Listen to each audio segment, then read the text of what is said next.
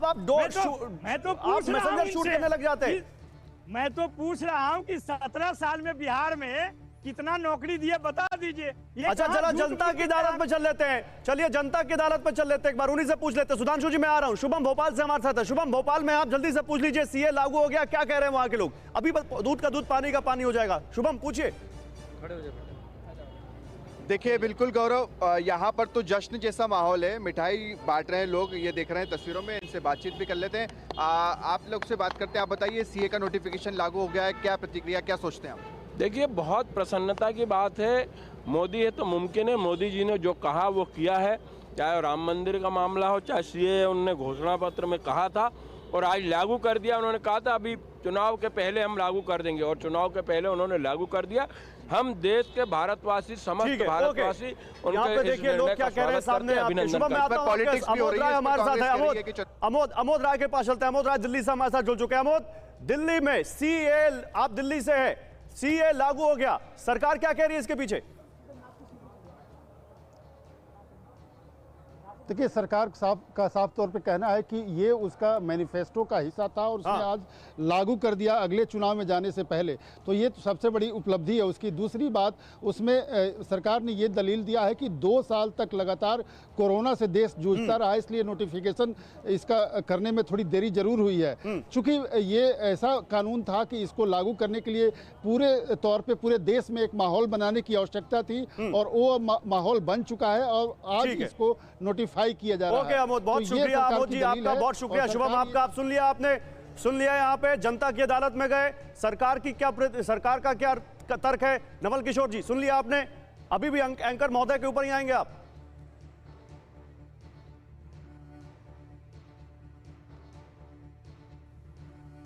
नवल किशोर जी आप तक आवाज आ रही मेरी? नवल किशोर जी तक नहीं आ रही है। सुधांशु जी आप कुछ प्रतिक्रिया दे रहे थे नवल किशोर जी की बात पर। हाँ देखिए, मैं ये बता रहा था, अभी नवल किशोर जी बोल रहे थे सांच को आंच क्या। सांच को आंच तो दिख गई, नहीं बता पाए। मैं दर्शकों के लिए बता देना चाहता हूं, इस समय बेरोजगारी की दर है 3.1%। 2018 में एक दौर में 5.9% पहुंच गई थी, ये बात सही। अब घटते घटते देखते नियंत्रित स्थिति में आ रही है। इस समय महंगाई की दर है वो, ये बेरोजगारी की दर थी, महंगाई की दर है 5.1%, यानी 5% का जो रेट होता है उसके नीचे की तरफ आ रही है। इस समय विकास की दर है 7.8 और कुछ एजेंसीज ने 7 दी है। और यह हमने नहीं दी है, ये मूडीज ने दी है, स्टैंडर्ड एंड पुअर्स ने दी है, IMF ने दी है, इंटरनेशनल मॉनेटरी फंड। एक खबर मैं आपको और दे दूं, आप जिन खबरों की तरफ इशारा कर रहे हैं, एक खबर और आ रही है सीए से जुड़ी हुई, वो खबर मैं आपको दे दूं, फिर आपसे प्रतिक्रिया लूंगा। सीए लागू होने के बाद बंगाल में जश्न मनाया गया है। उत्तर 24 परगना में लोगों ने मनाया है जश्न। सीएए नागरिकता संशोधन कानून लागू होने के बाद ये देखिए कैसे ढोल नगाड़े बजाकर और नाच गाकर लोगों ने नॉर्थ 24 परगना में जश्न मनाया है। ये उसकी तस्वीरें हैं। सीए लागू होने के बाद बंगाल में जश्न मनाया गया है और ढोल की थाप पर लोग यहां पर आप देख सकते हैं नाचते हुए भी। लोगों में कितनी खुशी है सीए लागू होने के बाद, ये आप देख सकते हैं। ये मतलब अच्छा देखिए, एक और बड़ी खबर आ रही है, वो भी बता दूं मैं आपको। एक और बड़ी खबर इसी से जुड़ी हुई, सीए पर गृह मंत्रालय का ट्वीट सामने आ गया है। गृह मंत्रालय ने ट्वीट करके कहा है कि आवेदन ऑनलाइन लिए जाएंगे, क्योंकि एक पोर्टल इसका तैयार हो चुका है, ड्राई रन पहले ही किया जा चुका है और अब सीए के लिए आवेदन ऑनलाइन लिए जाएंगे। सीए इन पड़ोसी देशों के उन शरणार्थियों की मदद करेगा जिनके पास दस्तावेज नहीं है। पाकिस्तान, बांग्लादेश और अफगानिस्तान से आए गैर मुस्लिम शरणार्थियों को नागरिकता अब अगर लेनी है, जो 2014 से पहले आए हैं, जो इसकी कट ऑफ डेट है 30 दिसंबर 2014, तो उनको ऑनलाइन आवेदन करना होगा, ये एमएचए ने कहा है।